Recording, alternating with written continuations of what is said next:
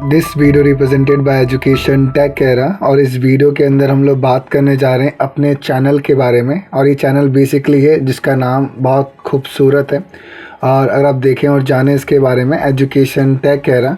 और ये बेसिकली ये चैनल पे डिफरेंट तरह के कंटेंट अवेलेबल हैं, और इस पे कंटेंट और प्रोवाइड भी किए जा रहे हैं, और डिपेंड करता है कि आप किस कंटेंट के लिए यहाँ पर सुटेबल हैं। ये देखने के लिए आपको इस चैनल को सर्च करना होगा, और सर्च करने के लिए आपको यहाँ लिखना होगा एजुकेशन टेक एरा। और जैसे कि आप ये सर्च करेंगे तो ऑटोमेटिकली आपके सामने चैनल प्रीव्यू हो जाएगा, जिसके अंदर एक तरह की कंटेंट अवेलेबल नहीं है, अलग अलग तरह के कंटेंट हैं। वो कोई स्टूडेंट हो या कोई प्रोफेशनल हो, ये सभी के लिए यहाँ पर कंटेंट प्रोवाइड किए गए हैं। और इस जगह पे जो भी कंटेंट अगर आप देखेंगे, सर्च करेंगे, तो यहाँ पर आपको सारे कंटेंट मिलेंगे। बट डिपेंड ये करता है कि आप किस कंटेंट के लिए सुटेबल हैं। अपने कंटेंट को देखने के लिए और समझने के लिए आपने क्या करना है, आपने प्लेलिस्ट सेक्शन पे क्लिक करना है, जहाँ पर आप अपने हिसाब से कंटेंट को चूज़ करके और अपने हिसाब से प्लेलिस्ट को चूज़ करके आगे कंटिन्यू कर सकते हैं। बेसिकली हम लोग इस वीडियो के अंदर बात करने जा रहे हैं सी प्रोग्रामिंग लैंग्वेज के बारे में। और इसमें हम लोग ये देखने वाले हैं कि हम लोग अपने सॉफ्टवेयर्स में सी प्रोग्रामिंग को कैसे परफॉर्म कर सकें। और उसके लिए हम लोग यहाँ पर एक सॉफ्टवेयर डाउनलोड करना सीखेंगे। और बेसिकली सी प्रोग्रामिंग की यहाँ पर एक प्लेलिस्ट भी बनाई गई है, जहाँ पर इसको आप लोग आसानी से देख सकते हैं और ये समझ सकते हैं कि यहाँ पर क्या क्या कंटेंट अवेलेबल है। अभी फ़िलहाल कंटेंट कम है, बट आने वाले कल में कंटेंट यहाँ पर इंक्रीज़ किए जाएंगे। तो आप लोग यहाँ पर अगर साथ में अगर बने रहेंगे तो आपको सभी चीज़ों की नॉलेज और अंडरस्टैंडिंग भी होगी। इस वीडियो के अंदर हम लोग ये जानेंगे कि सी प्रोग्रामिंग जिस पे लिखी जाती है उस IDE का नाम क्या है और उसे कैसे कंप्यूटर में इंस्टॉल किया जाता है। तो इस वीडियो में फ़िलहाल हम लोग बात करेंगे कि IDE डाउनलोड कैसे करें और उसे कंप्यूटर में इंस्टॉल कैसे करें। आपको बेसिकली कुछ जो यहाँ पर करना है वो ये करना है कि गूगल क्रोम पे जाना है और एक नया टैब आपने यहाँ पर लेना है। इस नए टैब में जो आपने सर्च करना है, यहाँ पर जाकर के आपने कोड ब्लॉक लिखना है। अब जैसे ही कोड ब्लॉक आप लोग लिखेंगे इसी के अंदर यहाँ पर, तो इसके अंदर आपको कई सारे रिकमेंडेशंस भी मालूम चल जाएंगे। बट इससे पहले तो आप ये सर्च करेंगे गूगल पे, और यहाँ पर ये देखें कि हमारे पास कौन कौन से IDE हैं जो सी प्रोग्रामिंग से रिलेटेड हैं। अगर मैं यहाँ पर लिखता हूँ, यहाँ पर जाके best IDE for C programming language, तो ये आपको रिकमेंडेशंस के लिए बहुत सारे सॉफ्टवेयर भी रिकमेंड कर देगा। तो यहाँ पर डिपेंड ये करता है कि आप किसको चूज़ करें। तो ये आप पे डिपेंड करता है कि आपकी फ़िलहाल सूटेबिलिटी किसके अंदर सबसे ज़्यादा है, आप किस में अपना हाथ अच्छे से जमा पाते हैं या किस में आपकी पकड़ अच्छी है। आप अपने हिसाब से उस सॉफ्टवेयर को चूज़ करें। बेसिकली यहाँ पर डिफरेंट काइंड के एप्लीकेशंस अवेलेबल हैं जिन पर आप अपना काम भी कर सकते हैं सी प्रोग्रामिंग का। मैं जिनकी बात कर रहा हूँ यहाँ पर वो कोड ब्लॉक की बात कर रहा हूँ, और ऐसा किसी का भी नहीं यहाँ पर कि क्या हम लोग विजुअल स्टूडियो में काम करते हैं तो क्या कोड ब्लॉक में नहीं कर सकते, या कोड ब्लॉक से बेस्ट क्या विजुअल स्टूडियो। ऐसा बिल्कुल भी नहीं है। ये डिपेंड करता है कि यूज़र्स पे, जो यूज़र जिस तरह की पकड़ जिस सॉफ्टवेयर पे रखता है उसके लिए वो बेस्ट हो जाता है। बट क्वेश्चन बस यहाँ पर यही कि कौन सा चूज़ करें। मार्केट में तो बहुत सारे अवेलेबल हैं, तो इसका बेसिक सा जो जवाब होगा आपके लिए वो बस यहाँ पर यही होगा कि आप कोई सी भी प्रोग्रामिंग करें, जिस भी सॉफ्टवेयर पे आपकी कमांड है आप उसको फॉलो करें। बेसिकली अंडरस्टूड करने के लिए कोड ब्लॉक बेस्ट है, आप यहाँ पर जाके भी इसे इंस्टॉल कर सकते हैं। मुझे बेसिकली कोड ब्लॉक पे काम करना है और मुझे कोड ब्लॉक ही आपको बताना है कि कोड ब्लॉक कैसे इंस्टॉल करते हैं, क्योंकि सभी पे अगर वीडियो बनाएंगे तो आप मुझे कमेंट बॉक्स में बताइएगा। मैं डेफिनेटली इन सब पे अलग अलग वीडियो बनाया करूँगा आपके लिए, और ये बना के भी दिखाऊंगा, इंस्टॉल करके भी बताऊंगा। बट फ़िलहाल के लिए अभी आपको सिर्फ कोड ब्लॉक पे ही कंट्रोल देखना है कि कोड ब्लॉक कैसे इंस्टॉल करते हैं और क्या क्या चीज़ें कैसे कैसे होती हैं। आपको बेसिकली यहाँ पर दोबारा जाना है, एक नया टैब लेना है, और यहाँ पर जाकर के आपने सिर्फ कोड ब्लॉक लिखना है, और कोड ब्लॉक की रिकमेंडेशन यहाँ पर हमारे सामने आ जाती हैं। अब यहाँ पर हमें कुछ ज़्यादा तो नहीं करना, बट बेसिकली एंटर करना है, और एंटर करने के बाद आपके सामने कई सारे URLs आ जाएंगे जिन पे आप जाकर के कर सकते हैं। और ऐसा कुछ भी नहीं है कि फ़िलहाल हम किसको फॉलो करें, किस URL को फॉलो करें। हमेशा की तरह जब भी आप कोई सॉफ्टवेयर डाउनलोड करें तो ऑफिशियल साइट सबसे बेस्ट होती है, आप वहीं से डाउनलोड करना स्टार्ट किया करें। आप पहले वाले URL पे जैसे क्लिक करेंगे इसी के अंदर यहाँ पर, तो अलग अलग तरह के आपके सामने यहाँ पर कुछ कंटेंट भी विजिबल हो जाएंगे, और कुछ चीज़ों की ऐड भी दिखेगी, तो आप उसे प्लीज़ हाइड कर दें यहाँ पर। अपनी चीज़ों को पहले एक्सप्लोर करें जो आपने साइट ओपन कर रखी है। आप इसे यहाँ से भी डाउनलोड कर सकते हैं और आप इसे लेफ्ट हैंड साइड पर भी डाउनलोड कर सकते हैं। और ऐसे कई सारे लाइसेंस एंड बाकी चीज़ें फीचर्स भी होते हैं जिनके बारे में अगर आप क्लिक करके अगर देखते हैं इसी में यहाँ पर, तो डेफिनेटली चीज़ों के बारे में नॉलेज और अंडरस्टैंडिंग भी होगा। अब यहाँ पर तो ये भी समझ में आता है कि यहाँ पर कोड ब्लॉक के जो फीचर्स की अगर बात की जाए यहाँ पर, तो सबसे पहली बात तो यहाँ पर ये निकल के आती है कि कंपाइलर्स जो हमारे कोड को प्रोसेस करते हैं यहाँ पर बेसिकली वो एक तरह के नहीं, यहाँ पर अलग अलग तरह के हैं। यानी कि अगर आप देखें तो GCC, MinGW, GNU, GCC and इसके अलावा क्लैंग नाम से भी अलग अलग यहाँ पर हमारे पास देखने को मिल जाते हैं। और बहुत सारी चीज़ें हैं, यानी कि हम कई सारे इसके अंदर जा कर के हम लोग कंपाइलर को भी ऐड ऑन करके चला सकते हैं। तो ऐसी कोई बात नहीं कि बस एक ही चीज़ को सपोर्ट करता है, इसके फीचर बहुत सारे हैं। आप इसे अगर ध्यान से देखेंगे डेफिनेटली आपको मालूम चलेगा, क्योंकि फ़ीचर्स की मैंने लास्ट टाइम बात की थी प्रोग्रामिंग लैंग्वेज की, C लैंग्वेज की, वैसे फ़िलहाल कोड ब्लॉक यानी कि IDE की भी नॉलेज होनी चाहिए।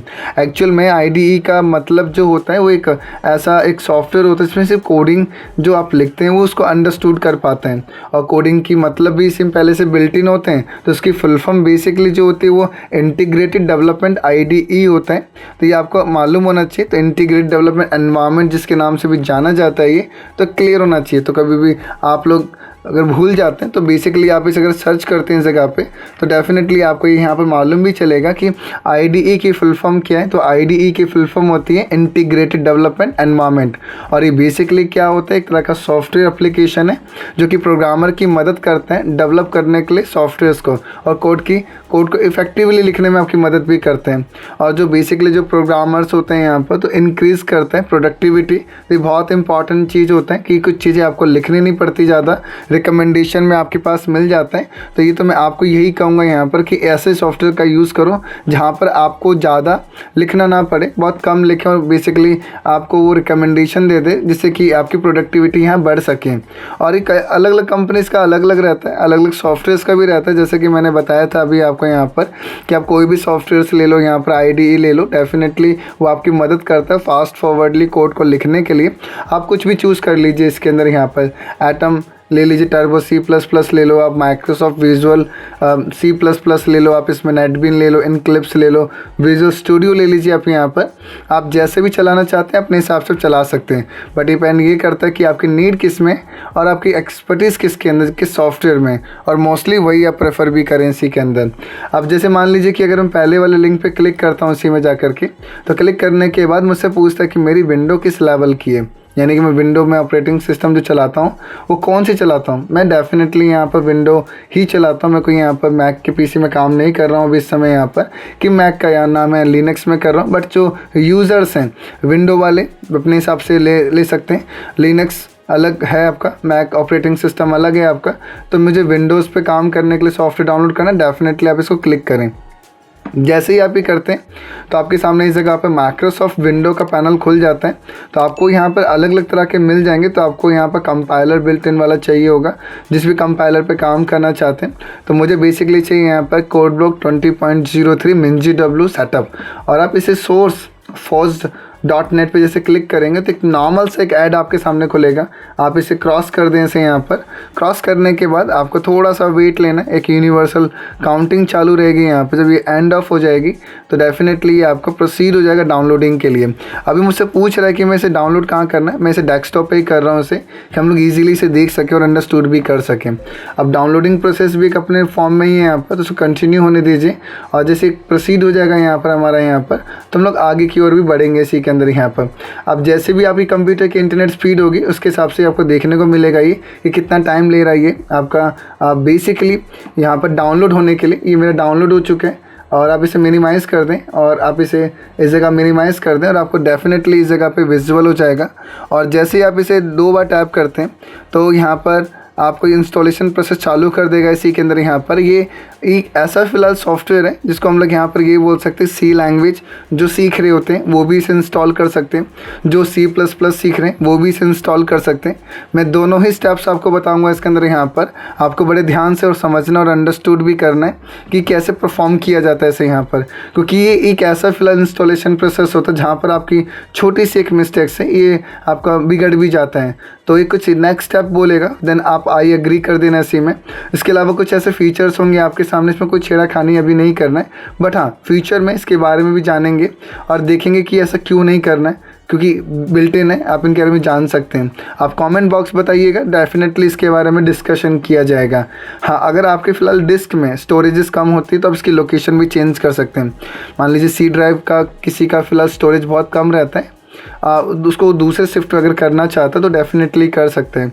मुझे फ़िलहाल इसको सी में नहीं करना है, मुझे जी में करना है, ड्राइव भी चेंज कर सकते हैं यहाँ पे से, तो वो चॉइस आपके हाथ में रहती है।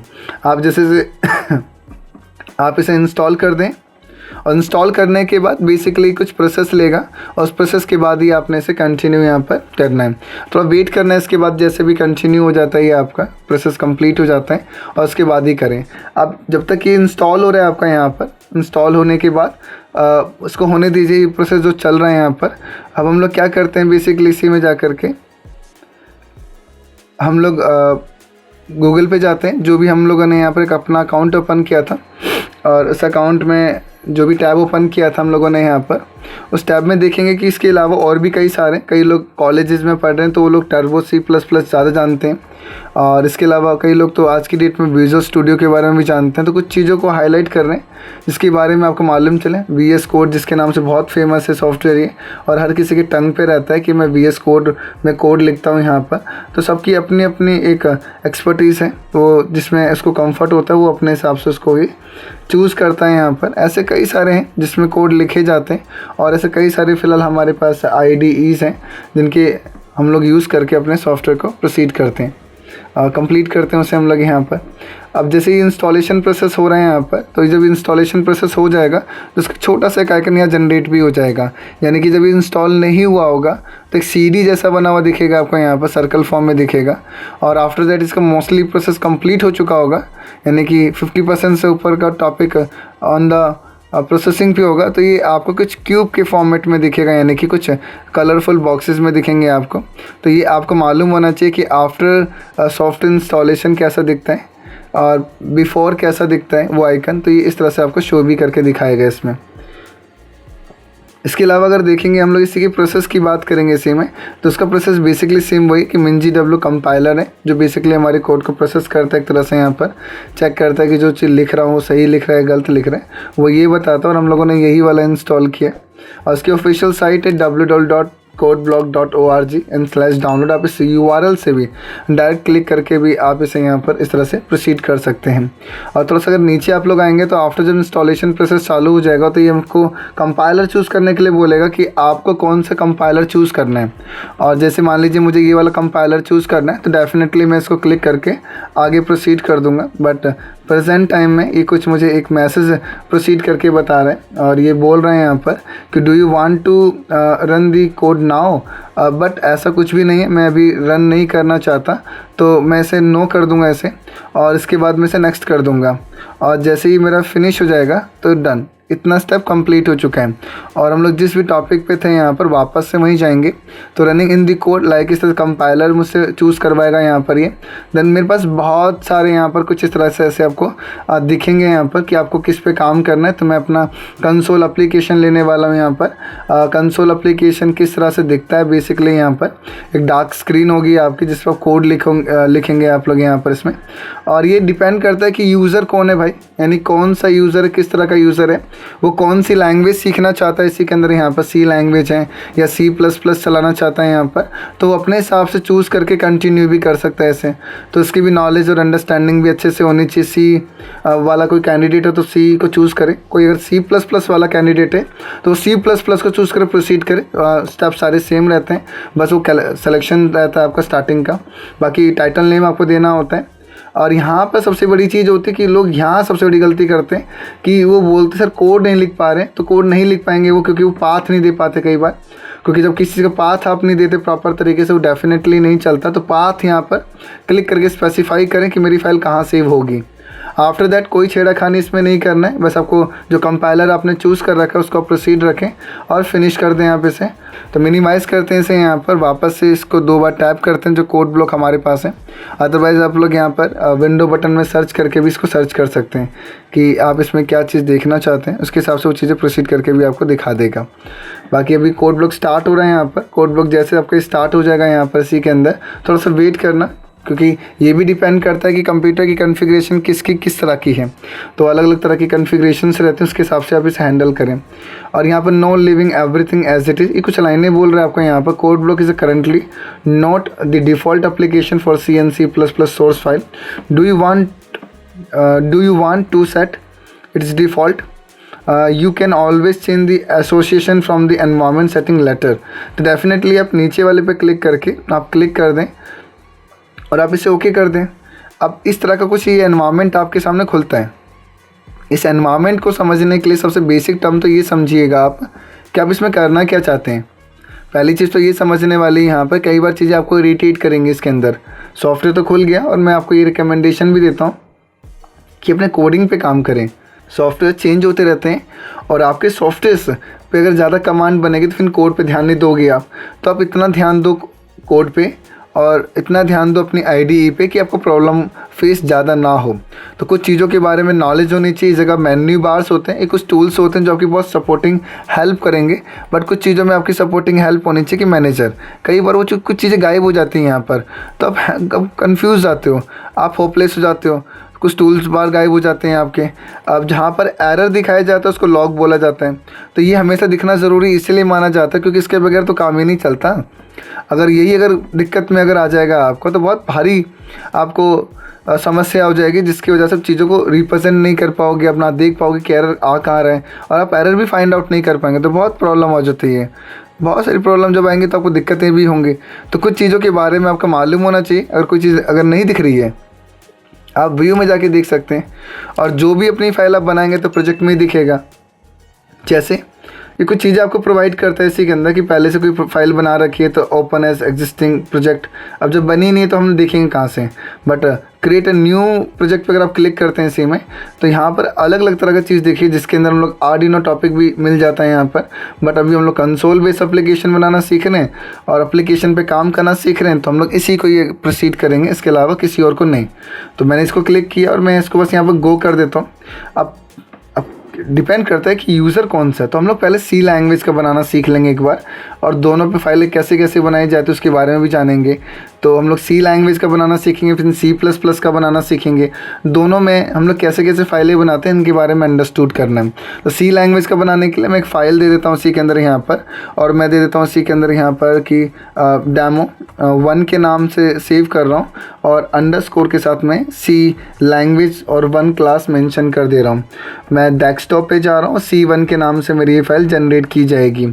और जैसे मैं इसको प्रोसीड करता हूँ सी के अंदर यहाँ पर, तो मैंने जैसे सी मैंने लिख दिया सी में, यहाँ पर डेस्कटॉप का एक्सटेंशन आ गया। एक्चुअल में मैं अपने हिसाब से भी कर सकता हूँ अगर मैं करना चाहूँ तो मैं लोकेशन चेंज कर सकता हूँ सी के अंदर जा कर के यहाँ पर, कि मुझे कहाँ से मेंशन करना है, कहाँ से मेंशन नहीं करना है, चॉइस मेरे हाथ में। बट मैं डेस्कटॉप चूज़ करता हूँ और मैं इसी के हिसाब से प्रोसीड भी कर रहा हूँ। जैसे ही मैंने इसे नेक्स्ट किया, यहाँ पर सेम प्रोसेस मेरे सामने आ गया, और मैं इसे यहाँ पर क्या कर देता हूँ, इसे मैं फिनिश कर देता हूँ। फिनिश करने के बाद मेरे सामने अगेन ही कुछ इश्यूज़ दे रहा है यहाँ पर, और ये कुछ इश्यूज़ जो मेरे सामने रिप्रेजेंट होकर आ रहे हैं वो यही आ रहे हैं कि multiple information window this same.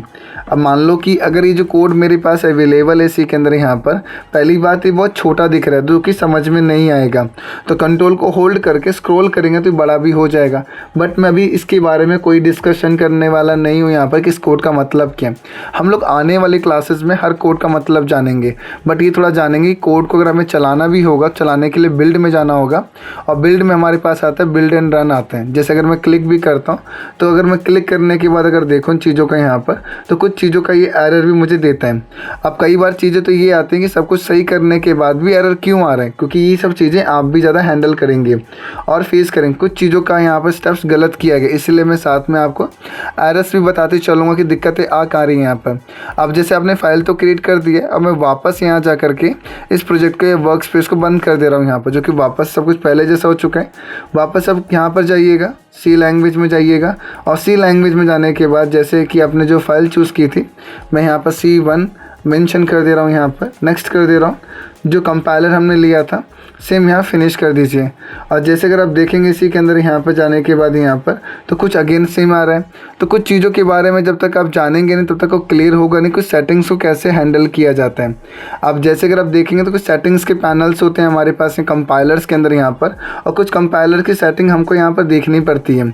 अब जैसे कि इन सब चीज़ों को हैंडल कैसे किया जाता है, इसको एग्जीक्यूट कैसे किया जाता है, और ये ऑटो ट्रैक कैसे किया जाता है, चीज़ों को प्रॉपर तरीके से पाथ कैसे दिया जाता है इसी के अंदर यहाँ पर, और रीसेट अगर हमें करना हो उसमें तो रीसेट कैसे किया जाता है।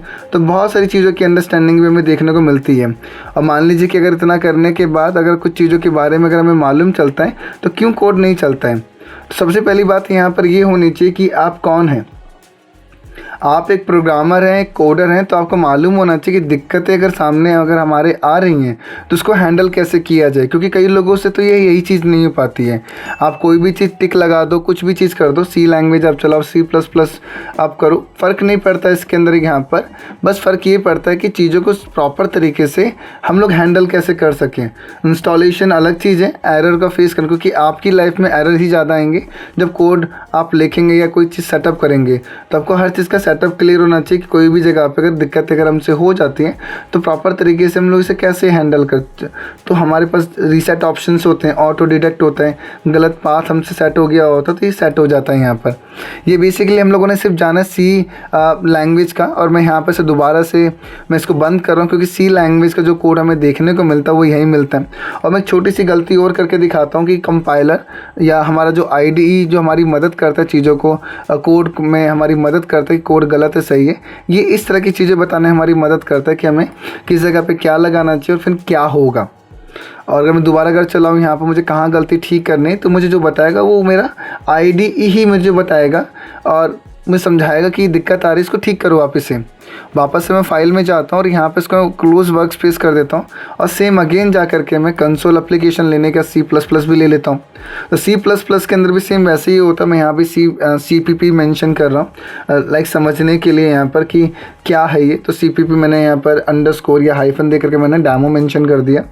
और जैसे इसको अगर मैं नेक्स्ट करता हूँ सेम, और सेम यहाँ भी सेम वही प्रोसेस है कि ये प्रोजेक्ट में जाएँ आप, यहाँ पर आप प्लस पे क्लिक करें, आप मेन पे क्लिक करें और यहाँ भी कंट्रोल को होल्ड करके इसको अगर बड़ा करते तो ये आपको मालूम चलेगा। उसको भी चलाने का सेम तरीका, build and run F9 shortcut किए और जैसे अगर आप चला देते हैं इसी के अंदर यहाँ पर तो यहाँ भी सेम प्रोसेस निकाल के देता है ये। तो कुछ चीज़ों की नॉलेज और अंडरस्टैंडिंग भी हमें होनी चाहिए। तो बेसिकली ये बस समझें यहाँ पर कि चीज़ें दिख कैसे रही हैं, हैंडल कैसे हो रही हैं और हमें दिखानी कैसे इसके अंदर यहाँ पर। जब तक इसके बारे में नॉलेज नहीं होगा तो अंडरस्टैंडिंग भी नहीं होगा यहाँ पर, ठीक है ना। तो कुछ चीज़ों की अंडरस्टैंडिंग प्रॉपर होनी चाहिए हमारे पास यहाँ पर। इस वीडियो में फ़िलहाल इतना ही। अगर ये वीडियो अगर आपको अच्छी लगी तो इस वीडियो को लाइक कीजिएगा, चैनल को सब्सक्राइब कीजिएगा और ये वीडियो और भी लोगों तक शेयर कीजिएगा। धन्यवाद।